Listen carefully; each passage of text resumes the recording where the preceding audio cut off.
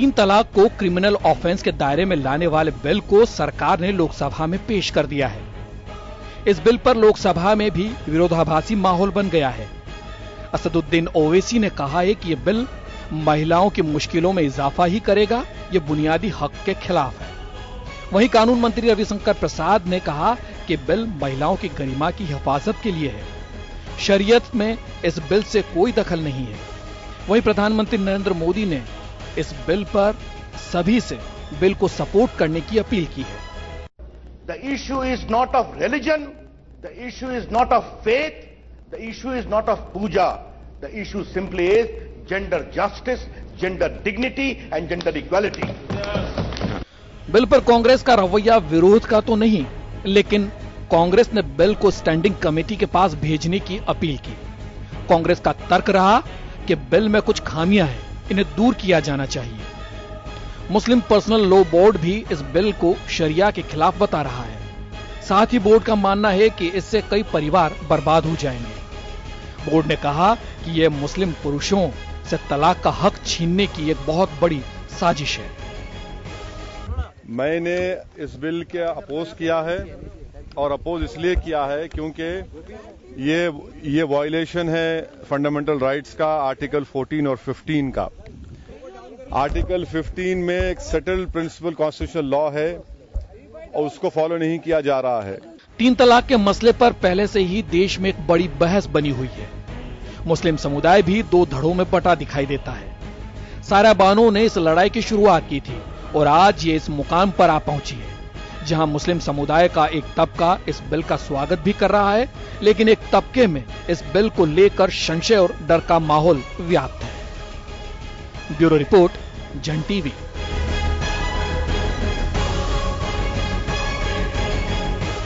Therefore, my request is that, sir, in the interest of the country, of the Muslim women, in the interest of unity and integrity of this country, it is better to refer it to standing committee, and we don't want to delay. Even you can fix 15 days. Madam, I rise to move that the statutory resolution mentioned against my name at serial number 23 in today's. तो चले, आपने देखा तीन तलाक का bill पेश कर दिया गया है लोकसभा में 2017। इसी साल जून 14 को सेंट्रल कैबिनेट ने इसे मंजूरी दे दी थी। उसके बाद ये देखा जा रहा था कि आखिर किस सत्र में पेश किया जाएगा। पहले मानसून सत्र को लेकर के कयास लगाए जा रहे थे कि शायद मानसून सत्र में इसे पेश किया जाएगा, लेकिन अब तीन तलाक का बिल लोकसभा में पेश कर दिया गया है। हालांकि इसी रविवार को मुस्लिम पर्सनल लॉ बोर्ड ने साफ कहा है कि ये बिल सरकार एक साजिश के तहत लेकर के आ रही है और इससे बड़ा नुकसान होगा। एक मुस्लिम कम्युनिटी है, उसको हाशिए पे डालने के लिए बिल लेकर के आ रही है। हालांकि अभी साफ कहा है रविशंकर प्रसाद ने कि इसमें जेंडर इक्वलिटी की बात है, जेंडर राइट्स की बात है। इसमें किसी भी तरह से पूजा, धर्म, इन सब चीजों को जोड़ना नहीं चाहिए। और नरेंद्र मोदी जो देश के प्रधानमंत्री, उन्होंने अपील भी की है कि सभी को इसमें साथ देना चाहिए। खैर चलिए, तीन तलाक का बिल आखिर संसद में पेश हो गया है, लोकसभा में इसे पेश कर दिया गया है। अब एक कानून का रूप ये लेगा, इसके बाद राज्यसभा और उसके बाद कुछ राज्यों की विधानसभाओं से भी इसकी परमिशन लेने की बात कही जा रही है। उसके बाद इसे अमली जामा पहनाया जाएगा।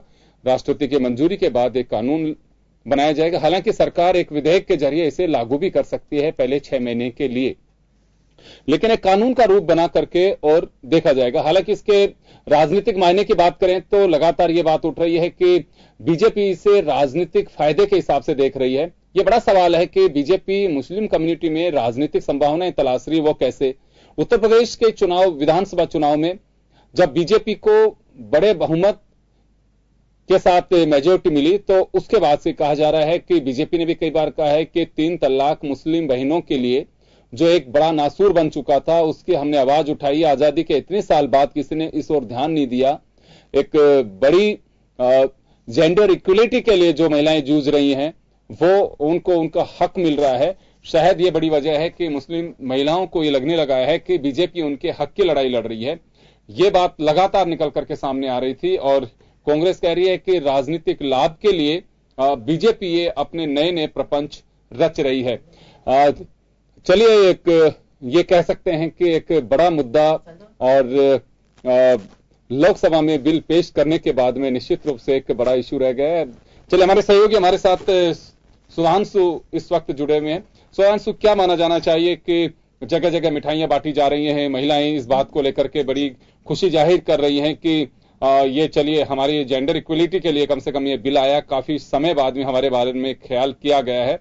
और मीनाक्षी लेखिन तो एक बात कही है कि जब सती प्रथा के लिए जो वहां पे धर्मावलंबी या जाति विशेष या उसके समर्थक लोग रहते हैं उनके खिलाफ मुकदमा दर्ज होता है, उसी तरह से 3 तलाक के लिए जो गैर तरीके से अगर कोई 3 तलाक को कंसीडर करवाता है उन मौलवियों के खिलाफ भी मुकदमा दर्ज होना चाहिए। सरकार बहुमत में है और पेश कर दिया गया है। हालांकि विरोध कई राजनीतिक दल इसका कर रहे हैं, तो ये मान सकते हैं कि ये बिल एक कानून का रूप लेगा और जेंडर इक्वलिटी की जो बात लगातार कही जा रही है वो आखिर मुस्लिम महिलाओं को उनका हक मिल सकेगा या एक राजनीतिक कारण ही इसमें तलाशे जाने चाहिए? देखिए, इसमें राजनीतिक कारण अपनी जगह हैं और जो मुस्लिम समाज को जो एक हक की बात है वो अपनी जगह होती है।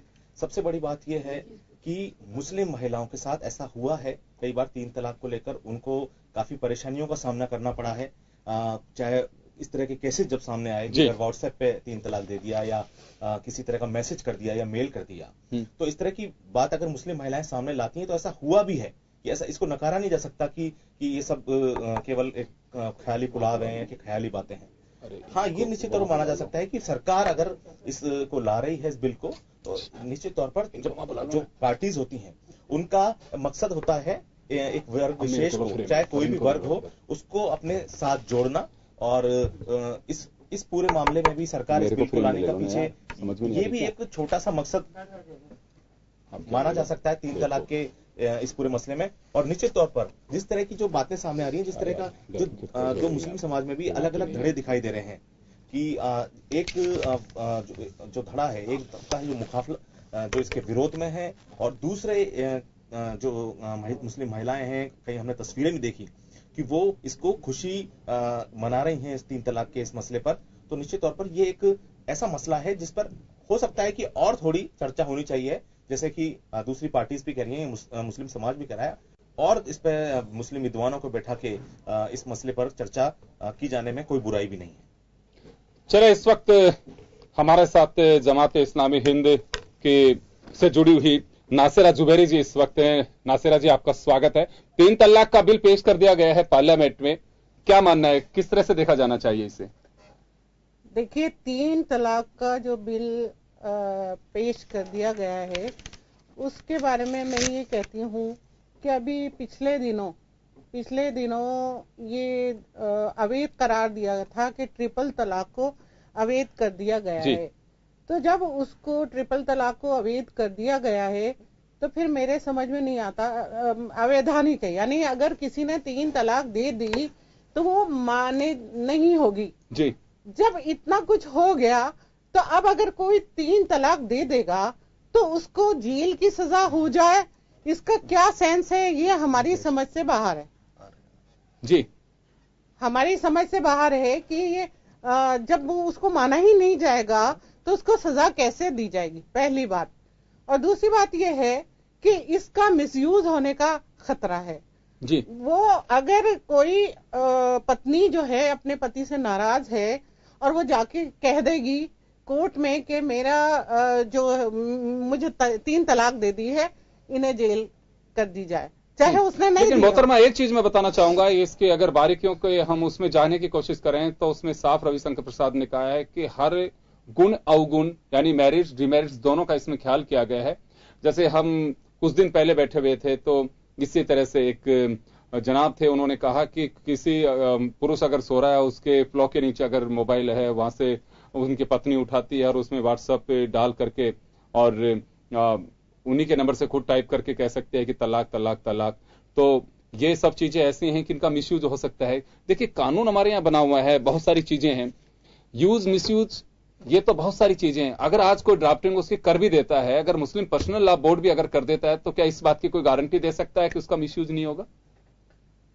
देखिए, पर्सनल लॉ बोर्ड जो है वो पहले ही ये बात कह चुका है कि अगर कोई अगर व्हाट्सएप के जरिए या कि ईमेल के जरिए अगर कोई डाइवोर्स दे देता है तो उसको नहीं माना जाएगा।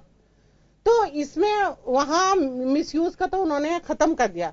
तो इसी तरह से अगर कोई प्रॉब्लम है तो उसको उलेमा बैठेंगे और शरीयत यानी कुरान और हदीस की रोशनी में उस बात का हल ढूंढेंगे। सबसे पहली चीज यह है कि इस्लामी लॉ शरीयत को समझना चाहिए, और हमारा जो संविधान है, कॉन्स्टिट्यूशन में पहले ही हमें अपने धर्म के पालन करने की इजाजत दी गई है। तो जब इजाजत दी गई है तो इस तरह से के अंदर, उस पर्सनल लॉ के अंदर मुदाखलत होगी, ये पहली बात ये है जी। और फिर सिविल लॉ है, उसको क्रिमिनल लॉ में बदला जा रहा है।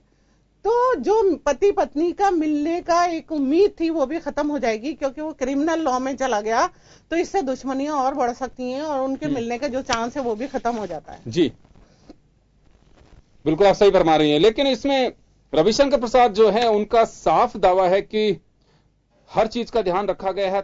3 तलाक के बिद्दत जो है उसका भी उसमें जिक्र उन्होंने किया है कि जिसको आपको डाउट है कि एक आपस में मिलने का जो होगा, क्योंकि सबसे बड़ा जो ऑब्जेक्शन है वो यही है कि एक साथ 3 तलाक देना उसे गैर जमानती माना गया है, उसे संज्ञेय अपराध की श्रेणी में माना गया है, और जो 3 साल की सजा मुकर्रर की जो बात कही गई है, अगर इस तरह का होगा।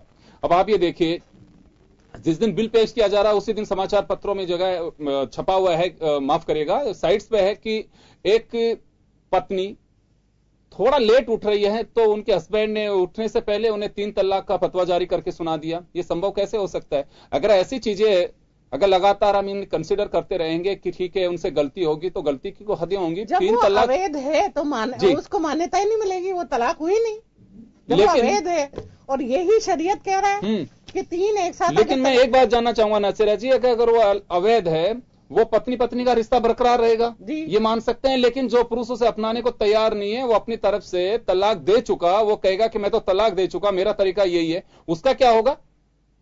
देखिए, अगर कोई इंसान 3 बार तलाक दे देता है और वो अपनी पत्नी को रखना नहीं चाहता है, हाँ? तो वो एक साथ नहीं देके एक महीने के अंतराल में। आपकी बात से मैं सहमत हूं, मैं आपकी बात से सहमत हूं कि आप जो बता रही हैं तलाक की जो अवधि है, और इसमें तो और अगर कोई बिल्कुल ही आजिज आ गया तो वो तो अपनी पत्नी को मार ही देगा ना, अगर बिल्कुल ही नहीं रखना चाहता है और कोई रास्ता नहीं है। जी जी, लेकिन ऐसे सिर्फ ऐसे जालिम लोगों पे लगाम लगाने के लिए अगर इतने साल बाद आप ये बात कह रही हैं, बहुत सारी मुस्लिम महिलाएं बैठी थी हमारे साथ में, उनका ये कहना है कि आप हमारे जो आंसू देख रहे हैं उस तलाक की तकलीफ के आंसू हैं, जो कभी मौलवियों या हमारे धर्म गुरुओं को कभी दिखाई नहीं दिए।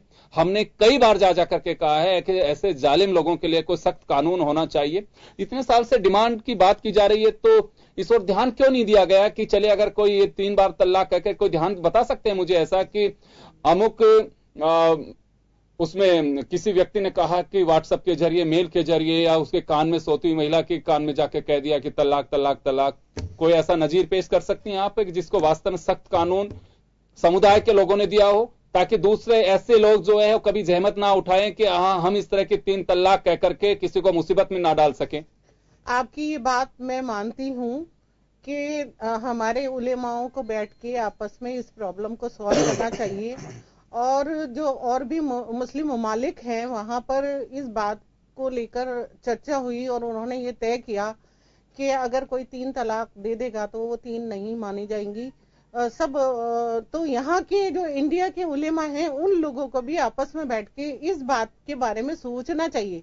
और ये मुस्लिम बोर्ड और दूसरे उलेमा वो लोग बैठ के ये काम करते हैं, लेकिन उन्होंने हो सकता है कि करने वाले हो। नासिरा जी, मैं एक बात कहना चाहूंगा कि आप एक लिटरेट मुस्लिम व्यूमेन हैं।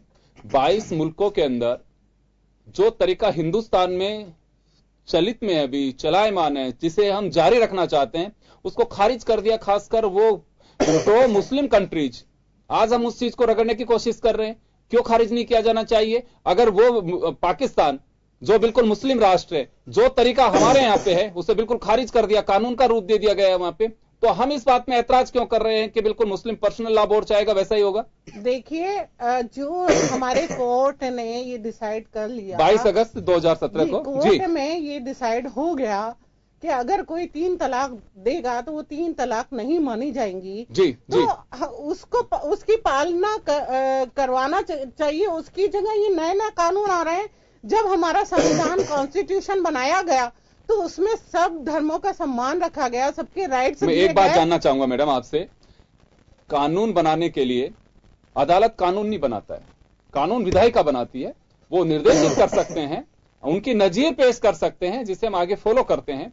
कानून तो ये राइट विधायिका का है, वो ही बनाएगा। कानून तो संसद से बनता है, संसद अगर कानून नहीं बनाएगा, आपको ध्यान होगा 1978 का जो मामला था, आपको बहुत अच्छे से ध्यान होगा, साहबानो केस, 75 ईयर्स ओल्ड उस लेडी को तलाक दे देते हैं, और उसके बाद में जिस तरह का एक स्थितियां बनी, अभी भी मुस्लिम महिलाओं को क्या ये नहीं लगता है कि बिल्कुल उलेमाओं को इतना समय रहते हुए साहबानो केस के बाद से भी एक लेसन लेना चाहिए था, एक सबक लेना चाहिए था। कितनी बुजुर्ग महिला को भी एक तलाक दे करके और अपना पल्ला झाड़ रहे हैं, उसे राजीव गांधी जी ने एक वोट की राजनीति के चलते इतनी खुली छूट दे दी गई जिसे बदलना पड़ा। ये क्या आपको लगता नहीं है कि वास्तव में एक वक्त है कि अगर संज्ञेय अपराध नहीं बनाएंगे तो आए दिन इस तरह के मामले होते रहेंगे? अगर भैरव सिंह शेखावत के वक्त सती प्रताप अगर सख्त कानून नहीं बनाया गया होता तो आज तक की यह फेहरिस्त खत्म होती कभी? वो अपनी जगह सही है, लेकिन कभी तो इसको रोक देना पड़ेगा। अगर उलेमा शांत बैठे रहेंगे, देखते रहेंगे कि महिला के खिलाफ इस तरह की जाति हो रही है, उसको बर्दाश्त कर रहे हैं, लेकिन जब पति पत्नी आपस में साथ रहना ही नहीं चाहते या पति पत्नी को, तो उसके साथ जबरदस्ती क्यों की जाए? नहीं करनी चाहिए। बिल्कुल मैं सहमत हूं आपकी बात से जी, कोई तो रास्ता होगा। सहमत हूं, वो तलाक दे सकता है, लेकिन तलाक का जो तरीका है, मैंने यही कहा, कानून जो आ रहा है तलाक के तरीके के खिलाफ है, तलाक के खिलाफ नहीं है, तलाक के खिलाफ बिल्कुल नहीं है। और जो तरीका है, वो सबसे बड़ी जो बात आ रही है वो तरीके की तो बात आ रही है। जो संसद में बिल पेश किया गया है वो तरीके का है कि आप एक साथ, जिसका आप भी विरोध कर रही हैं, लेकिन बस अंतर इतना है कि सरकार इसे लेकर के आ रही है, तो सरकार नहीं लेके आती। इतने दिनों से उलेमा जो बिल्कुल आंख मूंद के बैठे हैं 3 तलाक के ऐसे मामलों पे, उनको कानून बनाना चाहिए था। मैं चलिए, मुनवर खान साहब हमारे साथ में, भाजपा नेता।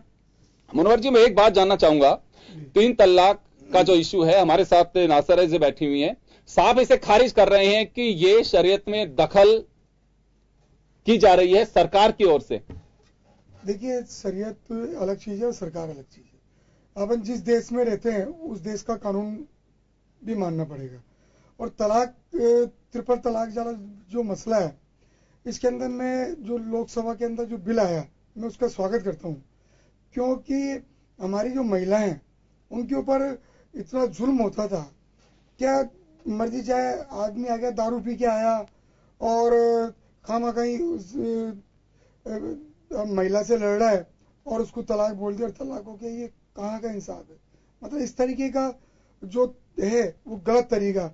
एक बेटी पैदा होती है किसी घर के अंदर, तो उसको पालने में कितनी कठिनाई माँ बापों को होती है, और जब उसकी शादी कर दी जाती है तो उसके माँ बाप उसको जब विदा करते हैं तो उसको बोलते हैं क्या बेटा तेरा घर अब वो है।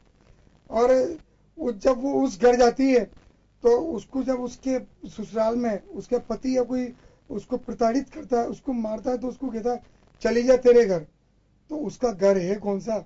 मैं ये पूछना चाहता हूँ। तो नासिरा जी, एक बात और कही है कि हमारे जो मौलिक अधिकार है उसका वॉयलेशन है, यानी कि उनका उल्लंघन है। नहीं, देखो, मौलिक अधिकार हमारे यहाँ मुस्लिम समाज के अंदर औरतों को भी बराबर का हकूक दिया गया है। ऐसा नहीं है क्या मर्दों के हक ज्यादा हैं और औरतों के कम है। औरतों को भी बराबर के हुकूक दिए गए। आपस में प्यार मोहब्बत से सामंजस्य से काम चलता है। मैं एक बात जानना चाहता हूं नासिरा जी, आप बहुत नजदीक से बता सकते हैं, एक विमेन हैं आप। ऑब्जेक्शन जो है, कानून जो आ रहा है सामने, वो भी यही कह रहा है कि 3 तलाक के खिलाफ कानून नहीं आ रहा। पहले तो मैं एक बात आपको क्लियर करना चाहता हूं कि जो चीजें आई हैं, क्योंकि अभी पूरा ड्राफ्टिंग किसी ने पढ़ा नहीं है, साहब रविशंकर प्रसाद ने कहा है कि 3 तलाक के खिलाफ नहीं, 3 तलाक का जो तरीका है उसके खिलाफ कानून आ रहा है। आप भी यही चाहते हैं कि तरीका वो नहीं होना चाहिए, सरकार भी ये चाहती है।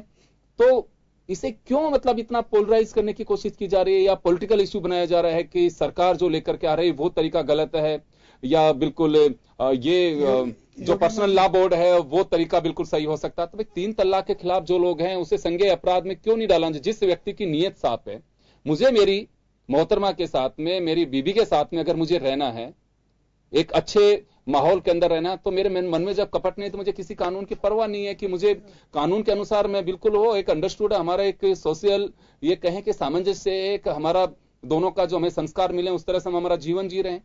और अगर मेरे मन में खोट है कि बिल्कुल मुझे तो उसको यूज एंड थ्रो करना है उस महिला को, तो फिर इसके लिए तो एक कठोर कानून आना चाहिए। आप उसकी पैरवी नहीं कर रही हैं।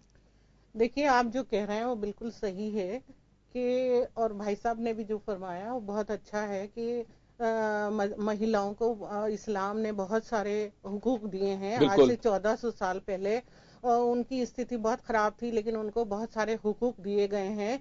लेकिन क्या है कि जो समाज है वो समाज में हमारे बेटियों को तो समझाया जाता है कि तुझे पराए घर जाना है और तुझे इस तरीके से जिंदगी गुजारना है, इतनी ऐसी संस्कार उनको दिए जाते हैं। लेकिन हमारे बेटों को वो संस्कार नहीं दिए जाते हैं, तो उससे ये होता है कि वो समझते नहीं है कि औरतों के क्या अधिकार हैं और उसका मिसयूज करते हैं। तो हमारी गवर्नमेंट को मुस्लिम लॉ के तहत ये उलेमाओं को वार्निंग देनी चाहिए कि आपके अंदर जो खराबियां आ गई हैं उसको आप लोग दूर करिए और जो महिलाओं को अधिकार दिए गए हैं वो दिलाइए। अगर आप सख्त कानून नहीं बनाएंगे तो हम लोगों को कुछ एक्शन लेना पड़ेगा। तो इसलिए सरकार ने कानून बनाया है और इसका हम स्वागत करते हैं। और 3 तलाक का एक सिस्टम है, इसको एक मजाक बना के रख दिया लोगों ने। सिस्टम है 3 तलाक का, किस तरीके से 3 तलाक दिए जाएंगे और बस एक मजाक बना के रख दिया। तो इसलिए सरकार जो ये कानून लाई है हम उसका तहे दिल से स्वागत करते हैं। जी चलिए, हमारे साथ खानोखा बुधवाली साहब जुड़ गए हैं, कांग्रेस के नेता। खानोखा साहब, समय बहुत कम है, आप बहुत देर से आए हैं, लेकिन मैं जानना चाहूंगा कि पार्लियामेंट में, लोकसभा में 3 तलाक का बिल पेश कर दिया गया है, लेकिन कांग्रेस ने विरोध इस नाते किया है कि इसे सेलेक्ट कमेटी के पास में भेजा जाना चाहिए, माफ करेगा, जो हमारी स्थायी समिति है उसको भेजा जाना चाहिए। विरोध पूरी तरह से नहीं हुआ। 3 तलाक का जो तरीका है, रविशंकर प्रसाद ने साफ कहा है कि हम उसके खिलाफ बिल लेकर के आ रहे हैं, 3 तलाक के खिलाफ हमारा बिल नहीं है। जी देखिए, भारतीय जनता पार्टी की डेफिनेशन जब सही नहीं है तो उनको ये पता नहीं कि 3 तलाक किस तरह से किया जाता है। अगर एज पर शरीयत और कानून कुरान के मुताबिक करें तो हमें कोई एतराज नहीं था। ये तो भारतीय जनता पार्टी की जिद है कि हम कैसे हिंदूवादी ताकतों को कैसे खुश रखें और इनको किस तरह का अत्याचार किया जाए।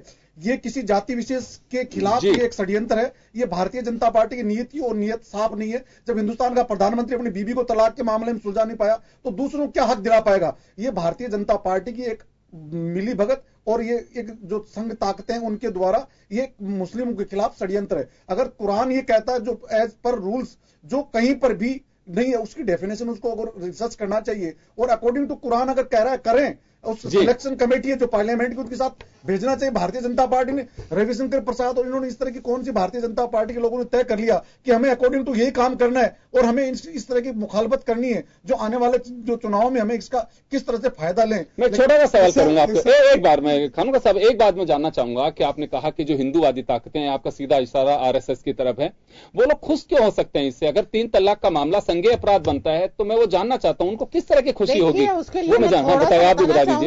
हमारे देश में बहुत सारी समस्याएं हैं, जैसे बेरोजगारी है, भुखमरी है, औरतों के साथ रेप किया जाता है, तो उनके साथ भी सख्त कानून बनाने की जरूरत है। वो बहुत सारी समस्याएं, उनको छोड़ दिया जाता है और बस एक ही बुधवाली साहब से मेरा जो सवाल मैं ये कहना चाहता हूं, जब इस तरह की बात है, नाता प्रथा क्या राजस्थान के अंदर आदिवासी क्षेत्रों में नहीं है क्या? जब इस मुसलमानों पे अकॉर्डिंग टू किया जा रहा है तो क्या वहां लागू नहीं होना चाहिए? क्या सिर्फ हिंदुस्तान में सिर्फ क्या माइनॉरिटी के लोग ही इस तरह की बात करें? जब इक्विवेलेंट की बात आती है तो क्या वहां कानून क्यों नहीं लाना चाहिए? वहां कानून का क्या ऐतराज है? अब हम ये कह रहे हैं, जब शिक्षा की बात करें, रिजर्वेशन की बात करें, इनको रोजगार की बात करें, आप उनकी कटौती करते जा रहे हैं। आप उनको न्याय देने के बजाय उनके साथ उनके खिलाफ आप एक षड्यंत्र लेके आ रहे हैं। नारी को कोई व्यक्ति छोड़ना नहीं चाहता, हर आदमी सम्मान करना चाहता है। और जो इस्लाम को मानने वाला, कुरान को मानने वाला आदमी कभी भी इस्लाम के खिलाफ औरत का इतना बड़ा रुतबा बताया गया है कि जिसकी कोई सीमाएं नहीं हो, और कोई इंसान शादी करने के बाद अपनी बीवी के साथ कतई खिलवाड़ नहीं करता। अगर ऐसा आदमी करता है तो इससे ज्यादा निंदनीय।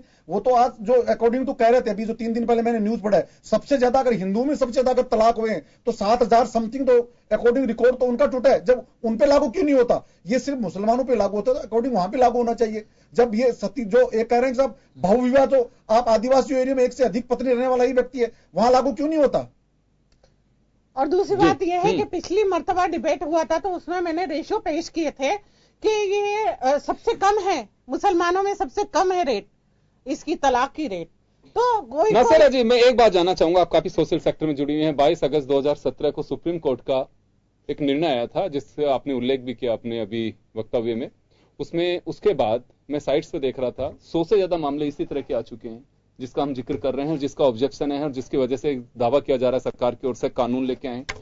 उस पर कोई एक्शन हुआ है आपको? मैंने जैसे पहले का को नजीर पेश कर सकती हैं कि हाँ वास्तव में 3 तलाक गैर तरीके से जिसको दिया, उसके साथ हमारे समुदाय ने, हमारी कम्युनिटी ने इस तरह का एक्शन लिया? कोई आप मुझे एक बता सकते हैं कोई ऐसा मामला बता सकते हैं? हुआ है, मुझे बता दीजिए। हमारे भाई के साथ हुआ था, इसी तरह की प्रॉब्लम थी कि उन्होंने ये कह दिया था कि भाई मैंने 3 तलाक दे दी, लेकिन वो माने नहीं गई। मुफ्ती ने, हमारे जो मुफ्ती हैं अभी तो डेथ हो गई उनकी और सब जानते हैं, वो राजस्थान के मुफ्ती थे अहमद हुसैन साहब। तो उन्होंने कहा कि नहीं, इस तरह से कोई तलाक नहीं होती और उनका बाद में उनकी शादी जारी रही थी। नहीं, जारी रहने से क्या, जो व्यक्ति कह चुका, मैंने जैसे पहले भी कहा और मुद्दा भी यही है कि जो लाइक ही नहीं कर रहा है तो उसके साथ रहने का भी कोई औचित्य नहीं रहा ना उन्होंने। लेकिन अब एक बार में नहीं कह सकते ये तलाक का मसला जो है, आप एक बार में इसका टाइम ऑफ पीरियड से नहीं कह सकते, ठीक है ना? एक अल्फाज में आप कंटिन्यू नहीं कर सकते, वो तलाक वैलिड नहीं माना जाएगा। आपका जो पीरियड है, जैसे 1 महीने में गुस्सा अगर आपका तेज है, आप 1 महीने पहले कहा, फिर अगर उसको टाइम दिया जाता दूसरे महीने का, अगर नहीं होता तीसरे महीने फिर वो तलाक माना जाता। उसमें भी सामने गवायान होते हैं, गवाह के सामने जो मोतबीर आदमी हो, वहां के मोहल्ले के आदमी हो, तब जाके वो बिल्कुल। और अगर इस तरह का साहब जो कह रहे हैं बिल्कुल सही है, वो जो बिल में है ये सारी चीजें हैं कि बिल्कुल जो तरीका है, क्या नौबत आ गई, तरीका जो है उसके खिलाफ कानून लेके आ जा रहा है। शादी हिंदू विवाह में है, उन लोगों पे क्यों नहीं लाया जा सकता? नहीं, उनपे क्यों नहीं लाया जा सकता? बिल्कुल एक मैरिज आप ट्राइबल पे जाइए ना, ट्राइबल पे जो आदिवासी एक बार आप मेरी सुन लीजिए। नाता प्रथा, रीमैरिज एक अलग इश्यू। अगर किसी की पत्नी मर गई है, मेरी बात तो सुनेंगे, जिंदा रहते हुए मेरी बात तो सुन लेंगे। आप तो लॉयर हैं खुद भी, मेरी एक बार बात तो सुन लीजिए। वहां पे अगर कहीं पे वसीयत या संपत्ति का कभी विवाद होता है, तो अगर कोई गैर तरीके से विवाह किया हुआ है, जनाब आप राजस्थान के आईएएस और आईपीएस का नाम बताओ। आपको आईएएस आईपीएस, मेरी बात तो सुनिए, वो हिंदू नहीं है? मेरी बात तो सुनिए, आईएएस हिंदू नहीं है क्या? बिना तलाक पे वो हिंदू नहीं है सर? बिना उन पे क्या कार्रवाई हुई? उनकी बीवियां बैठी है, बेचारी बाहर बैठी है। अब मेरी बात तो सुनेंगे। लेकिन कहीं वसीयत या संपत्ति विवाद होता है तो उन्हें पूरी तरह से उसे बेदखल कर दिया जाता है। जो पत्नी वैलिड पहले वाली है वो हक उसी को मिलेगा। बहुत सारे केस जिंदा रह सकती है क्या घर में? वैलिड है क्या? बिल्कुल नहीं है। किसने कहा वैलिड? बिल्कुल गलत है। अब ऐसे तो कोई, अब ये क्या वैलिड है क्या? हमारे लिव इन रिलेशन है क्या वैलिड? लेकिन एक संस्कृति तो चल गई है। इसका एक आईपीएस अधिकारी, एक नहीं कई आईएएस, कई राजस्थान यूनिवर्सिटी के प्रोफेसर, कई जिनकी बीवियां, उनके सख्त कानून गलत है। सख्त कानून है, उनका कानून है, कानून है। कैसे नहीं है कानून? वो अगर विक्टिम महसूस करती है, रिपोर्ट दर्ज कराए, उसके खिलाफ रेप का केस दर्ज होगा, कैसे नहीं होगा? बिल्कुल होगा। खैर चले, समय कम है, मैं आज माफी चाहूंगा। लेकिन मुद्दा यह है कि अभी भी जो मुस्लिम पर्सनल लॉ बोर्ड है या हमारे साथी जो बैठे हुए हैं, पूरी तरह से कह रहे हैं कि हमारी शरीयत में, हमारे कानून में सरकार की ओर से दखल दिया जा रहा है, हमारे मौलिक अधिकारों का हनन है। लंबी बहस है, पार्लियामेंट में इसे पेश कर दिया गया है और बहुमत के आधार पर कानून बनना भी इसका तय माना जा सकता है, इसमें कहीं कोई संदेह नहीं है। लेकिन देखना होगा। और इसी तरह से जो जिक्र चल रहा था कि 1956 में जब हिंदू मैरिज एक्ट बनाया गया था, तो इसी तरह से हिंदू धर्म के लोगों ने भी जमकर इसका विरोध किया था, लेकिन आज सहजता के साथ में उसे अपना लिया गया है।